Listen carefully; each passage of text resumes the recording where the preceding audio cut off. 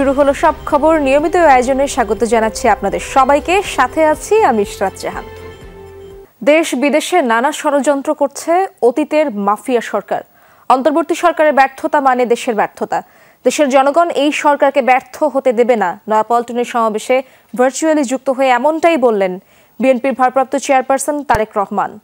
দুপুর থেকে আন্তর্জাতিক গণতন্ত্র দিবস উপলক্ষে নয়াপল্টনে চলছে বিএনপির সমাবেশ। সেখানে প্রধান অতিথি হিসেবে ভার্চুয়ালি যুক্ত হন তারেক রহমান। বলেন, দেশের জনগণ বন্দুকের সামনে বুক পেতে দিতে রাজি, তবুও স্বৈরতন্ত্র মানতে রাজি নয়। দেশের গণতন্ত্রকামী মানুষ সব সময় শ্রদ্ধার সঙ্গে তাদের স্মরণ করবে, রাষ্ট্রও তাদের দায়িত্ব নেবে, জানান তিনি। অভিযোগ তোলেন, মাফিয়া চক্র দেশকে সব ক্ষেত্রে ভঙ্গুর করে দিয়েছিল। আওয়ামী লীগ সরকার ১.৫ দশকে ব্যাংক লুট করে ১৭ লাখ কোটি টাকা পাচার করেছে। সমাবেশে বিএনপির মহাসচিব মির্জা ফখরুল বলেন, ছাত্র জনতার আত্মত্যাগের মধ্য দিয়ে গণতান্ত্রিক রাষ্ট্র নির্মাণের সুযোগ পেয়েছি আমরা। সরকারের মধ্যে ফ্যাসিবাদের দোসররা এখনো বসে আছে, জানান তিনি।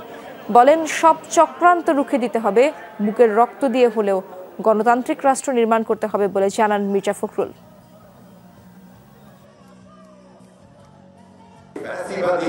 আওয়ামী লীগ সরকার, শেখ হাসিনা সরকার যখন দীর্ঘ ১৬ বছর ধরে এই দেশের জনগণের উপরে স্টিম রোলার চালিয়ে গেছে, সেই স্টিম রোলারকে উপেক্ষা করে বাংলাদেশ জাতীয়তাবাদী দল, যার প্রতিষ্ঠাতা ছিলেন শহীদ জিয়াউর রহমান, দীর্ঘ সংগ্রাম করে আমরা আজকে একটা মুক্ত পরিবেশে উপস্থিত হয়েছি।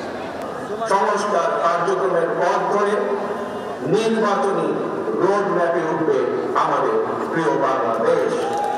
সুতরাং আসুন আমরা সবাই কাজের মাধ্যমে জনগণের বিশ্বাস, জনগণের ভালোবাসা অর্জন করি। জনগণকে সঙ্গে রাখি, জনগণের সঙ্গে থাকি।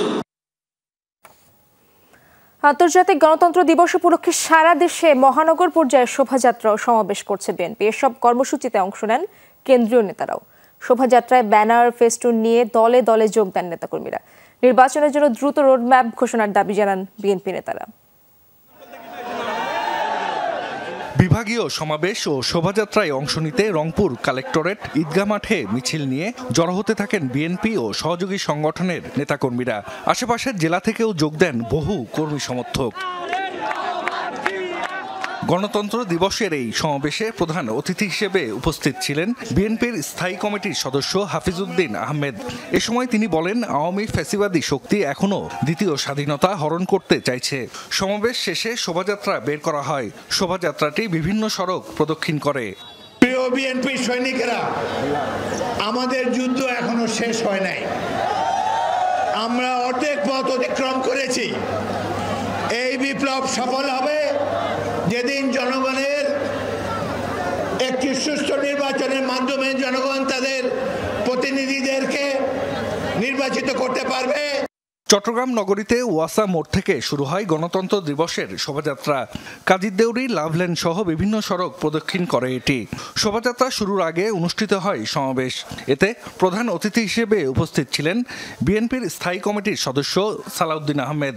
ভোটের জন্য যেসব সংস্কার দরকার তা দ্রুত শেষ করে নির্বাচন দেওয়ার দাবি জানান তিনি। যতদিন পর্যন্ত এই অন্তর্বর্তীকালীন সরকার গণতান্ত্রিক ব্যবস্থায় ফিরে যাওয়ার ঘোষণা না দেয়, ততদিন এই আন্দোলন অব্যাহত থাকবে। সিলেটে শোভাযাত্রা পূর্ব সমাবেশ হয় আলিয়া মাদ্রাসা মাঠে। বিভিন্ন ইউনিটের নেতাকর্মীরা এতে অংশ নেন। বক্তারা বলেন, আগামীর বাংলাদেশ হবে গণতান্ত্রিক, আর কাউকে রক্তের হোলি খেলতে দেয়া হবে না। সমাবেশ শেষে বের করা হয় শোভাযাত্রা। বরিশাল নগরীর শিশু পার্কের সামনে থেকে শুরু হয় বিএনপির শোভাযাত্রা। অংশ নেন অঙ্গ সংগঠনের নেতাকর্মীরাও। শোভাযাত্রাটি প্রধান প্রধান সড়ক প্রদক্ষিণ করে। এর আগে অনুষ্ঠিত সমাবেশে দলের স্থায়ী কমিটির সদস্য সেলিমা রহমান বলেন, বিএনপি ক্ষমতায় আসলে জনগণের সরকার প্রতিষ্ঠা করবে।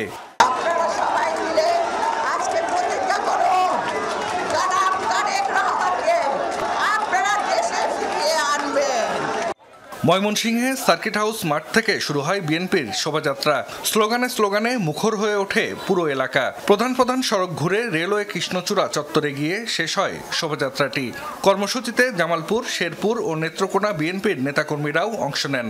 এই আন্দোলনে আমরা অংশগ্রহণ করেছি। জাহিদ হাসান, যমুনা নিউজ। ছাত্র জনতার আন্দোলনে যে হত্যাগুলো বেশি স্পর্শকাতর আর নির্মম, আপাতত সেগুলোই তদন্তে অগ্রাধিকার পাবে, জানিয়েছেন আন্তর্জাতিক অপরাধ ট্রাইব্যুনালের chief prosecutor advocate Tajul Islam. এদিকে প্রসিকিউশনে আজ অভিযোগ দায়ের করেছেন 19 জুলাই উত্তরায় পুলিশের গুলিতে নিহত একাদশ শ্রেণীর শিক্ষার্থী সাব্বিরের বাবা। এখন পর্যন্ত 9টি অভিযোগ দায়ের হয়েছে ট্রাইব্যুনালের প্রসিকিউশনে।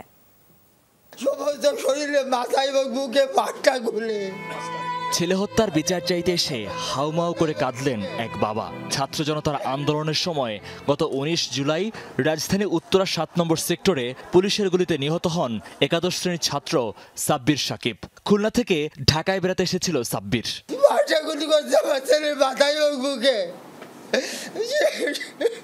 সন্তান হারানোই শেষ নয়। সাব্বিরের বাবার অভিযোগ, মরদেহ নিয়ে গ্রামের বাড়ি ফেরার পথে হামলা চালায় যুবলীগ ছাত্রলীগ। ভাই লাশ, ভাই লাশ, ভাই আমাকে ছেড়ে দেন, ভাই আমার গরিতে লাশ, আমার গরিবের লাশ, এইভাবে ছেলে বলতেছিলাম। আমাদের গাড়িটা একদম ভাঙ্গিয়া আওয়ামী লীগ ছাত্রলীগ এরা সবাই আমাকে অ্যাম্বুলেন্সে একদম ভাঙ্গিয়ে ফেলাই দেয়। এমনকি মরদেহ বাসায় নেয়ার পর দ্রুত দাফন করতেও বাধ্য করেছিল পুলিশ। লাশ এখনই দাফন করতে হবে, যদি আপনারা লাশ না দাফন করেন তাহলে আমরা এই লাশ নিয়ে যাবো। আমাদের কোনো কথা শুনলো না, সে আমাদের 3টার সময় লাশ নিয়েছি, 40 মিনিট টাইম দিয়েছে। এই ঘটনায় আন্তর্জাতিক অপরাধ ট্রাইব্যুনালে এসে প্রসিকিউশনের কাছে অভিযোগ জমা দেয় নিহত সাব্বিরের পরিবার। শেখ হাসিনা, ওবায়দুল কাদের ও আসাদুজ্জামান কামালের বিরুদ্ধে অভিযোগ দায়ের করেন সাব্বিরের বাবা। অ্যাম্বুলেন্সটাকে ভাঙচুর করে, লাশের উপরে ওই গ্লাসের ভাঙ্গা টুকরো দিয়ে ছেয়ে যায় একদম। তারপরে কোনো রকমে লাশটা এখান থেকে বের করে ঢাকার বাইরে বাগেরহাটের চিতলমারিতে তার গ্রামের বাড়িতে নিয়ে যাওয়ার চেষ্টা করা হয়। চিফ প্রসিকিউটর জানান, ঢাকার চাঞ্চল্যকর ও নির্মম হত্যাকাণ্ডের বিচার হবে আগে। অগ্রাধিকার রয়েছে রংপুরের সাইদ হত্যার বিচার। এই যে নির্মম হত্যাকাণ্ড এবং যেগুলো একেবারে জাজল্যমান আছে, এই মামলাগুলোকে আমরা আলাদা আলাদা করে এগুলো তদন্ত সম্পন্ন করে দ্রুত এগুলোকে বিচারের জন্য আগে নিয়ে আসার চেষ্টা করা হবে। তাজুল ইসলাম বলেন, বিচারটি এমনভাবে করা হবে যেন এ নিয়ে দেশে বিদেশে কোনো প্রশ্ন তোলার সুযোগ না থাকে। আন্তর্জাতিকভাবে গ্রহণযোগ্য বিচারক লাগবে। মহিউদ্দিন মধু, যমুনা নিউজ, ঢাকা। সাংবাদিক মোজাম্মেল বাবু, শ্যামল দত্ত ঘাতক দালাল নির্মূল কমিটির সভাপতি শাহরিয়ার কবিরকে 7 দিনের পুলিশ রিমান্ড মঞ্জুর করেছেন আদালত। তাদের বিরুদ্ধে জুলাই আন্দোলনে হত্যাকাণ্ডে সম্পৃক্ততার অভিযোগে পৃথক হত্যা মামলায় এই রিমান্ড দেওয়া হয়। এছাড়া যাত্রাবাড়ী থানার অপর একটি হত্যা মামলায় সাবেক রেলমন্ত্রী নুরুল ইসলাম সুজনকে গ্রেফতার দেখিয়ে 10 দিনের রিমান্ড আবেদন করেছে পুলিশ। শুনানি 22 সেপ্টেম্বর। মঙ্গলবার সকালে ডিবি অফিস থেকে সিএমএম আদালতে আনা হয় রমনা থানার লিজা হত্যা মামলায় গ্রেপ্তার দেখানো সাংবাদিক মোজাম্মেল বাবু ও ৭১-এর ঘাতক দালাল নির্মূল কমিটির সভাপতি শাহরিয়ার কবিরকে। একই সাথে আদালতে আনা হয় জাতীয় প্রেস ক্লাবের সাধারণ সম্পাদক ও ভোরের কাগজ পত্রিকার সম্পাদক শ্যামল দত্তকে। তাকে গ্রেপ্তার দেখানো হয়েছে ভাসানটেক থানার ফজলু নামে এক যুবককে হত্যার মামলায়। জনাকীর্ণ আদালতে আসামিদের উপস্থিতিতে পুলিশের চাওয়া 10 দিনের রিমান্ড আবেদনের শুনানি হয়। আদালত আসামিদের বিরুদ্ধে 7 দিনের রিমান্ড মঞ্জুর করেন। আদালতে আত্মপক্ষ সমর্থনে আসামিরা নিজেদের নির্দোষ দাবি করেন। তদন্ত করার জন্য তদন্ত কর্মকর্তা 10 দিনের রিমান্ড প্রার্থনা করেন। তাদের এই রিমান্ডের বিরুদ্ধে এবং জামিনের জন্য প্রার্থনা করেন। বিজ্ঞ আদালত উভয় পক্ষের শুনানি অন্তে এই আসামিদ্বয়ের বিরুদ্ধে 7 দিনের রিমান্ড মঞ্জুর করেন। বাসানটেক একটি হত্যা মামলায় তাকে আদালতে উপস্থাপিত করা হয়। এই মামলার উভয় পক্ষের শুনানি অন্তে শ্যামল দত্তের বিরুদ্ধে 7 দিনের রিমান্ড মঞ্জুর করেন। সিএমএম আদালতের 28 নম্বর বিচার কক্ষে শুনানি শুনতে আসা আইনজীবীরা শ্যামল দত্ত ও মোজাম্মেল বাবুকে অকথ্য ভাষায় আক্রমণ করেন। পুলিশ রিমান্ডের আগে জনতার হাতে সোপর্দ করতেও বিচারকের সামনে চিৎকার করতে থাকেন তারা। বিজ্ঞ আদালত নিজেই প্রশ্ন করেন অভিযুক্ত মোজাম্মেল বাবু কিছু বলবেন কিনা। মোজাম্মেল বাবু অত্যন্ত সুস্পষ্টভাবে বলেন যে আমি বাংলাদেশের স্বার্থে একজন স্বাধীন সাংবাদিক হিসেবে সাংবাদিকতা পেশায় নিয়োজিত ছিলাম। আমরা সংক্ষুব্ধ এবং বিক্ষুব্ধ, আমরা ন্যায় বিচার পাই নাই এবং উচ্চ আদালতে আমরা ন্যায় বিচারের জন্য যাব। সাবেক রেলমন্ত্রী নুরুল ইসলাম সুজনকে ইমরান নামে এক শিক্ষার্থীকে হত্যার ঘটনায় যাত্রাবাড়ী থানার মামলায় গ্রেপ্তার দেখানো হয়। হত্যা মামলা বিদায় এবং তার বিরুদ্ধে গুরুতর অভিযোগ থাকার কারণে এই আসামির বিরুদ্ধে 3 দিনের রিমান্ড মঞ্জুর করেন। এটা সম্পূর্ণ ফেক একটি মামলা, রাজনৈতিক উদ্দেশ্য চরিতার্থ করার জন্য মূলত এই মামলাটি দায়ের করা হয়েছে। মির্জা আব্বাসকে হত্যা চেষ্টার অভিযোগে শাহবাগ থানার মামলায় ওয়ার্কার্স পার্টির সভাপতি রাশেদ খান মেননকে 3 দিনের রিমান্ড দেওয়া হয়েছে। নতুন মামলায় গ্রেপ্তার দেখিয়ে সাবেক আইজিপি শহীদুল হক ও আব্দুল্লাহ মামুনের ফের রিমান্ড চেয়েছে পুলিশ। নুরনবী সরকার, যমুনা নিউজ, ঢাকা। গোপালগঞ্জে কেন্দ্রীয় স্বেচ্ছাসেবক দলের নেতা শওকত আলী দিদার হত্যার ঘটনায় সাবেক এমপি শেখ ফজলুল করিম সহ 118 জনের নাম উল্লেখ সহ অজ্ঞাত 1,500 জনকে আসামি করে মামলা হয়েছে। বিকেলে সদর থানায় মামলাটি দায়ের করেন নিহত শওকত আলী দিদারের স্ত্রী রাবেয়া রহমান। পুলিশ বলছে এরই মধ্যে সন্দেহভাজন হিসেবে 12 জনকে গ্রেপ্তার করে কারাগারে পাঠানো হয়েছে। এজাহারের মধ্যে তাদের কারো নাম উল্লেখ থাকলে তাকেও আসামি হিসেবে অন্তর্ভুক্ত করা হবে। 13 সেপ্টেম্বর টুঙ্গিপাড়া যাওয়ার পথে বিএনপির গাড়িবহরে হামলা চালায় আওয়ামী লীগ নেতাকর্মীরা। শওকত আলী দিদারকে পিটিয়ে হত্যার অভিযোগ ওঠে।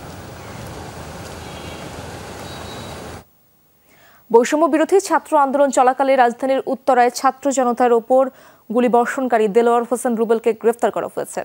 গোপন সংবাদের ভিত্তিতে গাজীপুরের টঙ্গী এলাকায় অভিযান চালায় র্যাব। এক পর্যায়ে দেলোয়ারকে গ্রেফতার করে র্যাব। সকালে র্যাব সদর দপ্তর থেকে এই তথ্য নিশ্চিত করা হয়েছে। গত 3 আগস্ট রাজধানীর উত্তরার 11 নম্বর সেক্টরে বৈষম্য বিরোধী ছাত্র আন্দোলনে গুলি চালায় দেলোয়ার, যে ছবি সংবাদ মাধ্যম ও সামাজিক যোগাযোগ মাধ্যমে ছড়িয়ে পড়ে। এই গুলিবর্ষণের মামলায় এজাহারভুক্ত আসামি ছিলেন দেলোয়ার।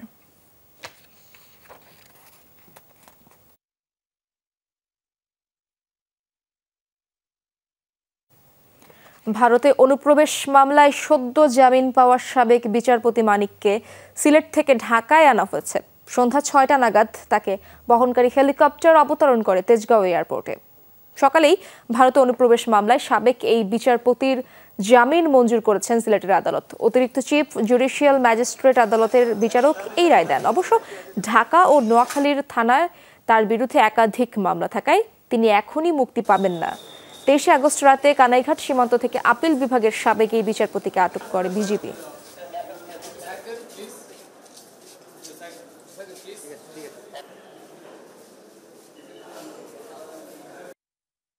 উনি এই মামলায় এখানে জামিনপ্রাপ্ত হইলেও ওনার বিরুদ্ধে যেহেতু ঢাকার বিভিন্ন থানার হত্যা সহ বিভিন্ন গুরুতর অপরাধে সহায়তার জন্য মামলা রুজু আছে, ওইসব মামলায় তিনি জেল হাজতে আটক থাকবেন এবং ওনাকে পরবর্তীতে এই জেলখানা থেকে ঢাকায় প্রেরণ করা হবে। বাংলাদেশের জনগণের সমৃদ্ধ ভবিষ্যৎ গড়ে তুলতে সহায়তা করবে যুক্তরাষ্ট্র, এমনটাই জানিয়েছেন মার্কিন পররাষ্ট্র দপ্তরের মুখপাত্র ম্যাথিউ মিলার।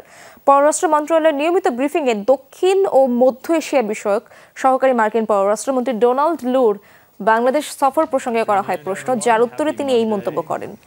মিলার বলেন, একজন মার্কিন প্রতিনিধি হিসেবে বাংলাদেশ সফর করেছেন ডোনাল্ড লু। সফরের অংশ হিসেবে বাংলাদেশের সরকারের উপদেষ্টাদের সাথে বৈঠক করেছেন। মিলার জানান, বৈঠকে বাংলাদেশের অর্থনৈতিক প্রবৃদ্ধি এবং আর্থিক স্থিতিশীলতা নিয়ে আলোচনা হয়েছে। Secretary Liu has been in Dhaka. He met with key advisors to the Bangladeshi interim government. যুক্তরাষ্ট্র কিভাবে বাংলাদেশের অর্থনৈতিক প্রবৃদ্ধি, স্থিতিশীলতা এবং সুশাসনের প্রয়োজনে সহায়তা করতে পারে সেই বিষয়ে ডোনাল্ড লু বাংলাদেশ সরকারের উপদেষ্টাদের সাথে আলোচনা করেছেন। এর মধ্যে উন্নয়ন সহায়তা একটি চুক্তি স্বাক্ষরিত হয়েছে, যা বাংলাদেশের সমৃদ্ধ ভবিষ্যৎ গড়ে তুলতে সহায়তা করবে। বাংলাদেশের সাথে স্থিতিশীল সম্পর্ক এগিয়ে নিতে আগ্রহী ভারত, এমন মন্তব্য করেছেন দেশটির পররাষ্ট্রমন্ত্রী এস জয়শঙ্কর। ভারতীয় গণমাধ্যম এনডিটিভিকে দেয়া এক সাক্ষাৎকারে তিনি এই মন্তব্য করেন। এক প্রশ্নের জবাবে ভারতীয় পররাষ্ট্রমন্ত্রী বলেন, বাংলাদেশে যে রাজনৈতিক পরিস্থিতি চলছে তা দেশটির অভ্যন্তরীণ বিষয়। বাংলাদেশের সাথে বাণিজ্যিক সহ অন্যান্য বিভিন্ন সম্পর্কের কথাও তুলে ধরেন তিনি। বলেন, প্রতিবেশী হিসেবে সম্পর্ক স্থিতিশীল রাখতে চায় নয়াদিল্লি। ছাত্র জনতার অভ্যুত্থানের মুখে গেল 5 আগস্ট ভারতে পালিয়ে যান তৎকালীন প্রধানমন্ত্রী শেখ হাসিনা। এরপরই আলোচনায় দুদেশের সম্পর্কের বিষয়টি।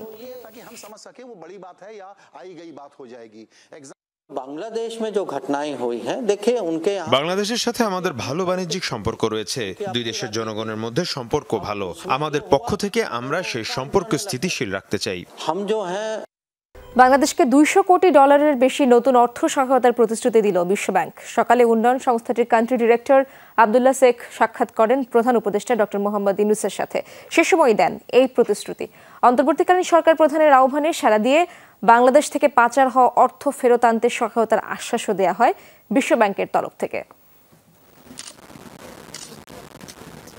সকাল 11:30টায় প্রধান উপদেষ্টা ডক্টর মোহাম্মদ ইউনূসের সাথে সাক্ষাৎ করেন বিশ্বব্যাংকের কান্ট্রি ডিরেক্টর। পারস্পরিক আলোচনায় উঠে আসে সাম্প্রতিক নানান বিষয়। বিশ্বব্যাংকের তরফ থেকে অন্তর্বর্তীকালীন সরকারকে সব ধরনের সহায়তার প্রস্তাব দেওয়া হয়। বন্যা পরবর্তী পুনর্বাসন, স্বাস্থ্য সহ বিভিন্ন সংস্কার প্রকল্পে 2 বিলিয়ন বা 200 কোটি ডলার সহায়তার দেয়া হয় প্রতিশ্রুতি। এ সময় আর্থিক খাতে সংস্কারে দাতা সংস্থাটির সহযোগিতা চান অন্তর্বর্তীকালীন সরকার প্রধান। পাচার হওয়া অর্থ ফিরিয়ে আনার বিষয়ে সহায়তা চাইলে তাতেও বিশ্বব্যাংকের পক্ষ থেকে দেয়া হয় সম্মতি। এর আগে অর্থ উপদেষ্টা ডক্টর সালেউদ্দিন আহমেদের সাথে সাক্ষাৎ করে বিশ্বব্যাংকের একটি প্রতিনিধি দল। বৈঠকে আর্থিক খাতে সংস্কার এবং তারল্য সংকট কাটানোর বিষয়ে আলোচনা হয়। বিশ্বব্যাংকের প্রতিনিধিরা জানান, আর্থিক খাত সংস্কারে বাংলাদেশকে 100 কোটি ডলারের ঋণ সহায়তা দিবে বিশ্বব্যাংক, যার মধ্যে পলিসি বেসড লোন থাকবে 750 মিলিয়ন আর ইনভেস্টমেন্ট লোন ও গ্যারান্টি ফ্যাসিলিটি হিসেবে থাকবে 250 মিলিয়ন ডলার। শর্তগুলো তো এইড যখন আসবে বা এসে আসবে, এর আগে আমাদের কতগুলো অ্যাকশন নিতে হবে, তাই না? এবং যেগুলো আমরা বলছি এটা বাস্তবায়নযোগ্য যেন হয়, এমন দেবে না যে আমরা ওটা বাস্তবায়ন করতে পারবো না, আবার টাকাও দেবে না। সোজাসুজি বলেছি, আমাদের যে সংস্কারের জন্য বা অর্থনৈতিক উন্নয়নের যে সমস্ত জিনিস বাস্তবায়নযোগ্য হয়, সেই কতগুলো অ্যাকশন আমাদের। আগামী ডিসেম্বরের মধ্যে বিশ্বব্যাংকের বোর্ডে এই ঋণ অনুমোদন হওয়ার কথা অর্থ উপদেষ্টাকে অবহিত করেছে বিশ্বব্যাংকের প্রতিনিধি দল। ভাস্কর ভাদুরী, যমুনা নিউজ, ঢাকা। রেমিটেন্স প্রবাহ বৃদ্ধির ইতিবাচক প্রভাব পড়েছে বৈদেশিক মুদ্রার রিজার্ভ ভান্ডারে।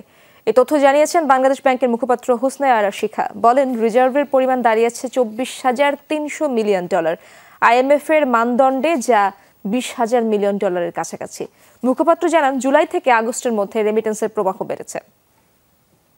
রেমিটেন্সের প্রবৃদ্ধি ঘটছে। গত অর্থবছরের তুলনায় এই অর্থবছরে প্রায় 60% প্রবৃদ্ধি হয়েছে, এবং আমরা যদি জুলাইয়ের সাথে অগাস্টের প্রবৃদ্ধি ধরি তাহলে এটা প্রায় 90% প্রবৃদ্ধি হয়েছে। আন্তঃব্যাংক ফরেন এক্সচেঞ্জ সেটাকে সক্রিয় করা হয়েছে। ব্যাংকগুলো চাইলে নিজেরা ডলার কেনা বেচা করতে পারছে।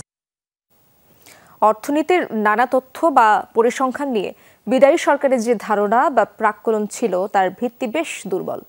অনেক সময় নানামুখী চাপে সঠিক তথ্য দিতে পারতেন না কর্মকর্তারা। একথা জানিয়েছেন শ্বেতপত্র প্রণয়ন কমিটির প্রধান ডক্টর দেবপ্রিয় ভট্টাচার্য। জানান, জিডিপি মূল্যস্ফীতির মতো পরিসংখ্যান হিসেবের কৌশল খতিয়ে দেখছে তার কমিটি।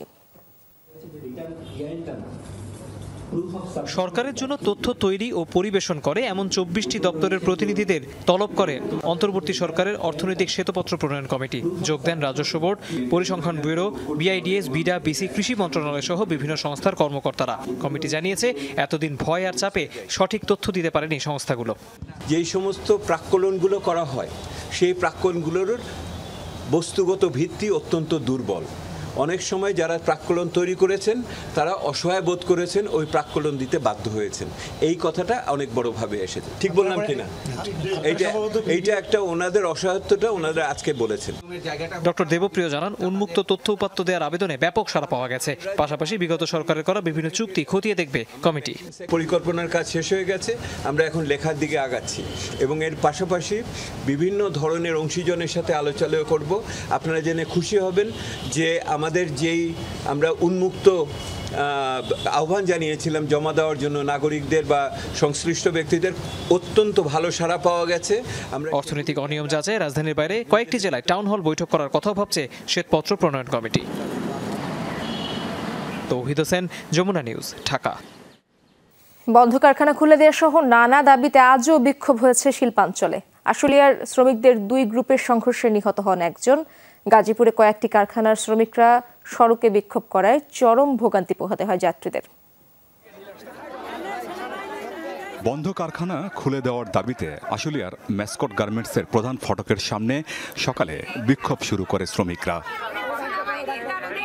বেলা বাড়ার সাথে সাথে বাড়তে থাকে উত্তেজনা। পাশের রেডিয়েন্স কারখানা ছুটি ঘোষণা করা হলে পোশাক শ্রমিকরা বেরিয়ে আসে।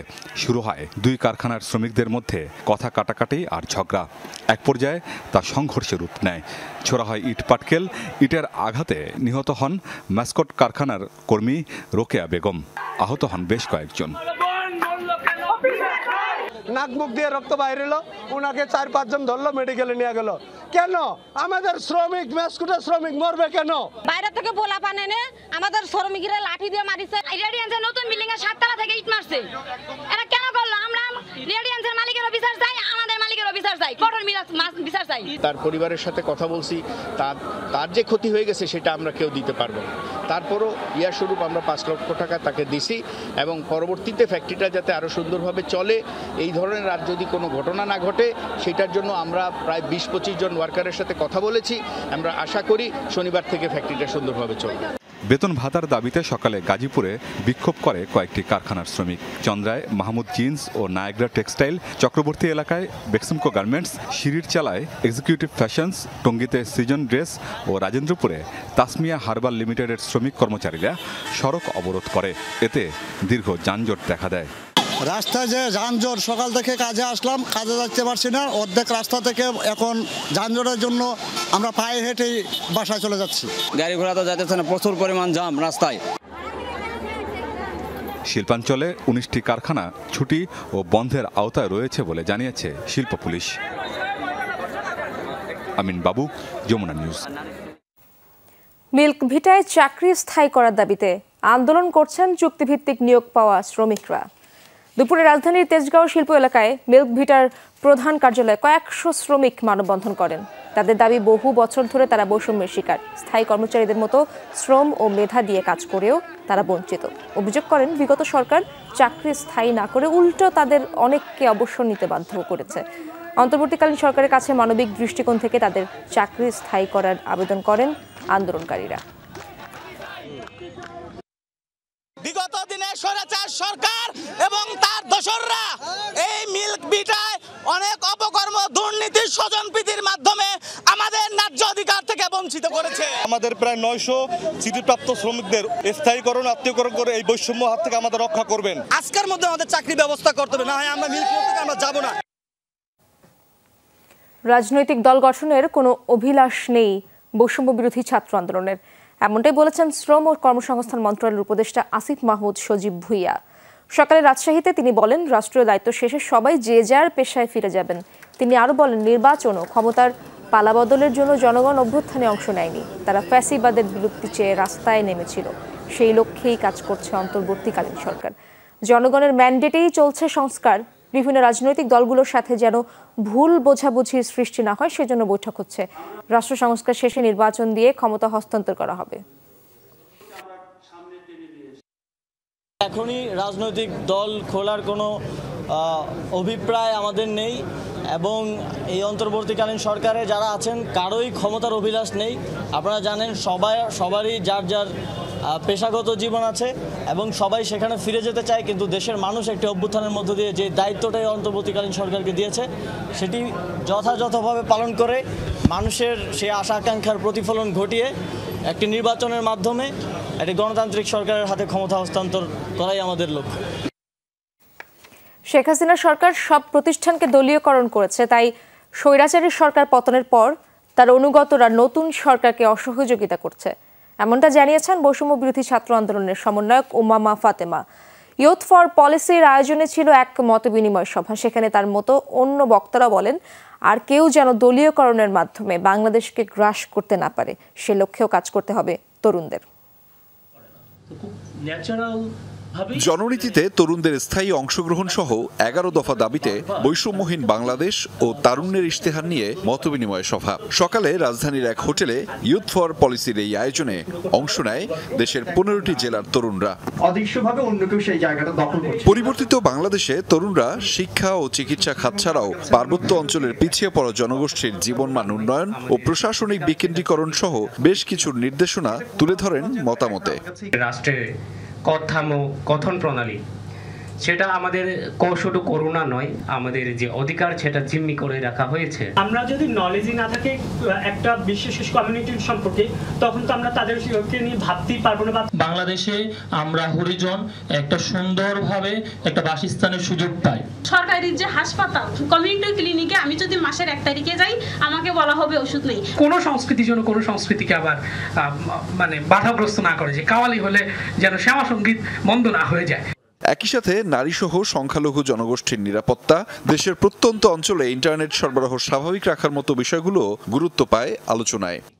জলবায়ু বান্ধব অর্থনীতি ও পরিবেশ সুরক্ষায় কঠোর আইনগত নজরদারি চাই।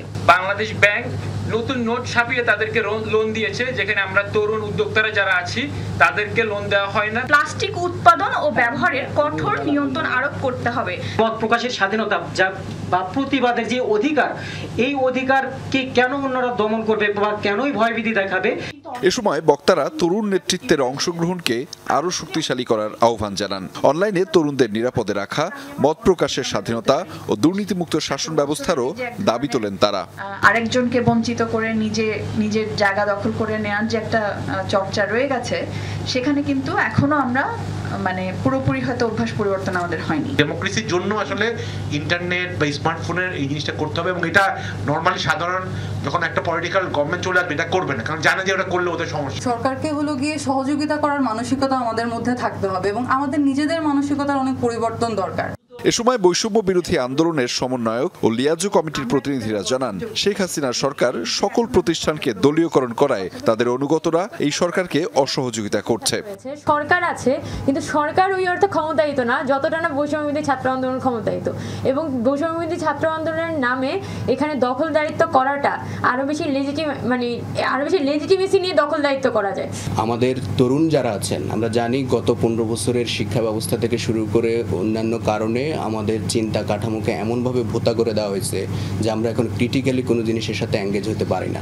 ছাত্র জনতার অভ্যুত্থানে পাওয়া নতুন বাংলাদেশে আর যেন দলীয়করণের মাধ্যমে বৈষম্যের সৃষ্টি না হয় সে বিষয়ে তরুণদের সজাগ থাকার আহ্বান জানানো হয়।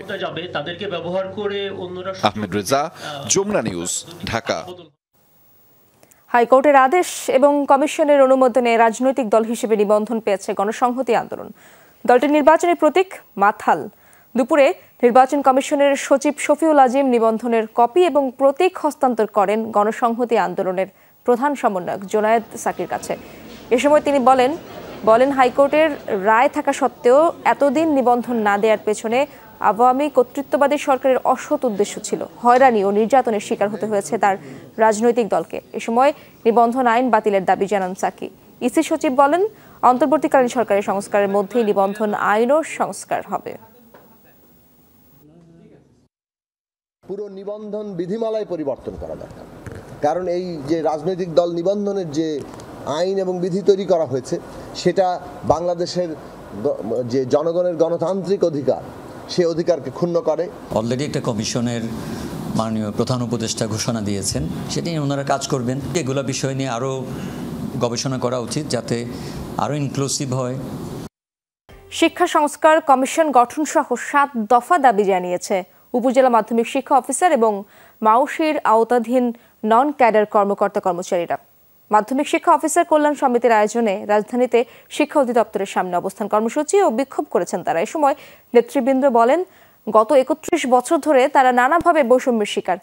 দাবিগুলোর অন্যতম পদোন্নতি ও পদায়ন, মাধ্যমিক স্তরের বেসরকারি শিক্ষা প্রতিষ্ঠান জাতীয়করণ, মাউশির নিয়োগ বিধি সংশোধন।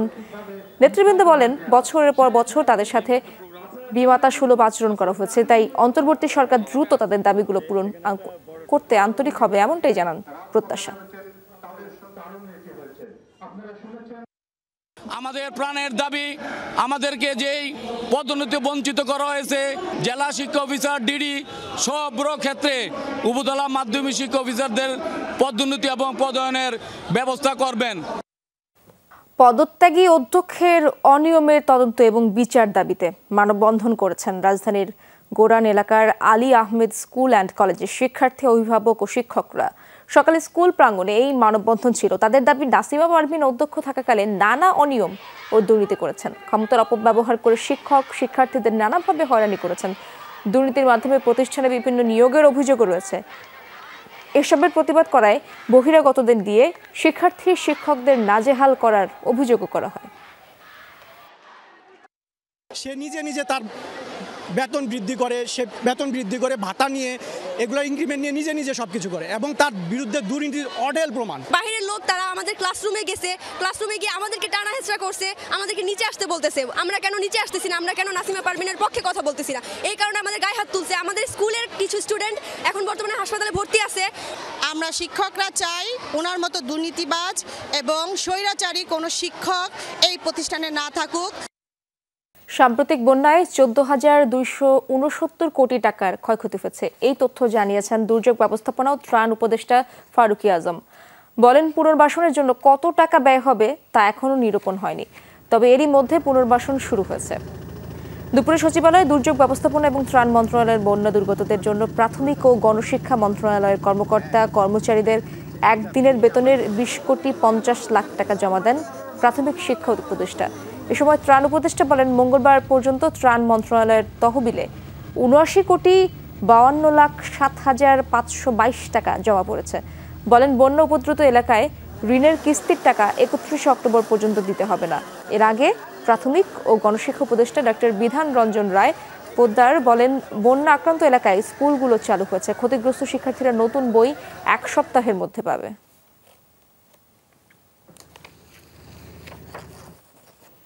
উন্নত বিশ্ব ওজোন স্তরের ক্ষয় রোধে যতটা গুরুত্ব দেয় জলবায়ু পরিবর্তনের ক্ষতি মোকাবেলায় উন্নয়নশীল দেশগুলোকে ততটা গুরুত্ব দেয় না, এমনটাই বলছেন পরিবেশ, বন ও জলবায়ু উপদেষ্টা সৈয়দা রিজওয়ানা হাসান। দুপুরে পরিবেশ অধিদপ্তরের ওজোন দিবসের আলোচনা সভায় তিনি কথা বলেন, ওজোন স্তরের ক্ষতি হলে উন্নত বিশ্বে প্রভাব পড়ে, জলবায়ু পরিবর্তনের ক্ষতিকর প্রভাব পড়ে দরিদ্র দেশগুলোতেও, যার জন্য দায়ী উন্নত বিশ্ব। তাদের উপর ভরসা করা হতাশাজনক। আগের প্রজন্মের ব্যর্থতার জন্য কঠিন পরিস্থিতিতে পড়বে ভবিষ্যৎ প্রজন্ম, এমনটাও মন্তব্য করেন উপদেষ্টা। বলেন, উন্নয়নের ধারণা না বদলালে পরিবেশ বিপর্যয় হতে থাকবে। ভবিষ্যৎ প্রজন্মের জন্য পরিবেশ বান্ধব ও নিরাপদ পরিবেশ কিভাবে গড়ে তোলা যায় সে ব্যাপারে সবাইকে সচেতন হওয়ার আহ্বান জানান তিনি।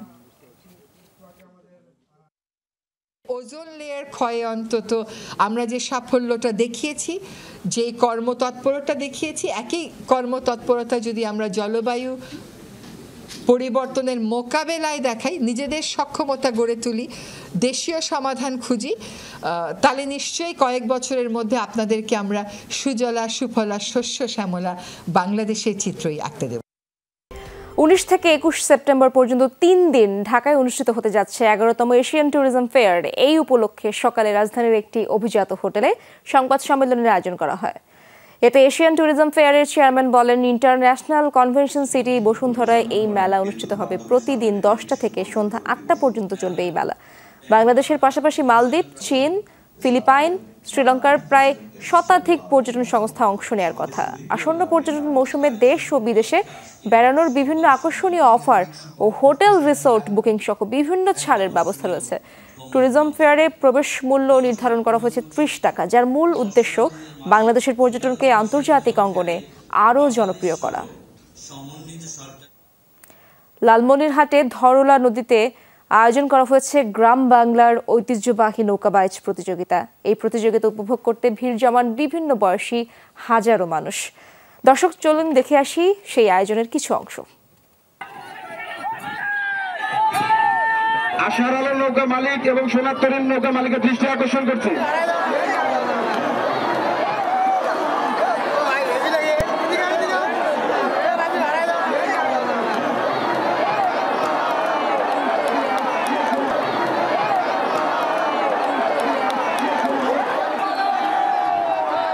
শুনলাম এখানে নৌকাবাস হচ্ছে, ফ্যামিলি নিয়ে আসলাম, ভালোই লাগতেছে।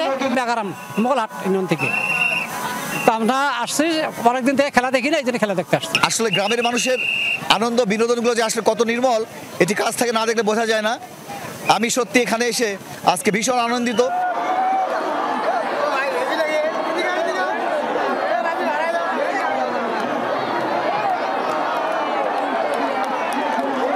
এই গ্রাম বাংলার খেলাগুলো প্রায় বিলুপ্ত হওয়ার পথে। আমরা এই খেলাগুলো পুনর্জীবিত করার জন্য কুলাঘাটের ধরলা নদীতে নৌকাবাজ প্রতিযোগিতার আয়োজন করেছি।